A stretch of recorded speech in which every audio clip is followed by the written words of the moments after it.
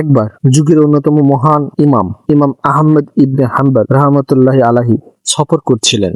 চলতে চলতে রাত হয়ে গেল। তখন তিনি ভাবলেন পাশের একটি মসজিদে একটু বিশ্রাম নেবেন, কিন্তু মসজিদের পাহারাদার তাকে চিনতে পারেনি এবং কঠোরভাবে বলল, এখানে ঘুমানো নিষেধ, আপনি বাইরে যান। ইমাম শান্তভাবে বাইরে চলে এলেন। সামনে একটি ছোট্ট দোকান ছিল, সেখানে এক রুটিওয়ালা রুটি তৈরি করছিল। সে যখন এই বয়স্ক মুসাফিরকে দেখলেন তখন খুব আদরের সঙ্গে বললেন, বাবা, আপনার যদি থাকার জায়গা না থাকে আজ রাতটা আমার দোকানেই কাটিয়ে দিতে পারেন। ইমাম তার কথায় রাজি হলেন এবং দোকানে বসে গেলেন। কিন্তু তিনি একটি অদ্ভুত জিনিস লক্ষ্য করলেন। রুটিওয়ালা নিজের কাজও করছিল, আটা মাখছিল, রুটি আগুনে দিচ্ছিল, কিন্তু তার ঠোঁটে ছিল শুধু একটাই শব্দ, আস্তাগফিরুল্লাহ আস্তাগফিরুল্লাহ। সে প্রতিটা নিঃশ্বাসের সঙ্গে আল্লাহর কাছে ক্ষমা চাচ্ছিল। সকাল হলে ইমাম আর চুপ থাকতে পারলেন না। তিনি জিজ্ঞেস করলেন, যুবক, তুমি কাজের সঙ্গে সঙ্গে এভাবে তওবা ও ইস্তেগফার করছিলে কেন? এতে কি তুমি কোনো উপকার পেয়েছো? রুটিওয়ালা হেসে বলল, বাবা, এই ইস্তেগফারের বরকত অনেক। এই ইস্তেগফারের বরকত হলো আমি আজ পর্যন্ত আল্লাহর কাছে যা কিছু চেয়েছি সবই পেয়েছি। আমার প্রতিটি দোয়া কবুল হয়েছে, শুধু একটি ছাড়া।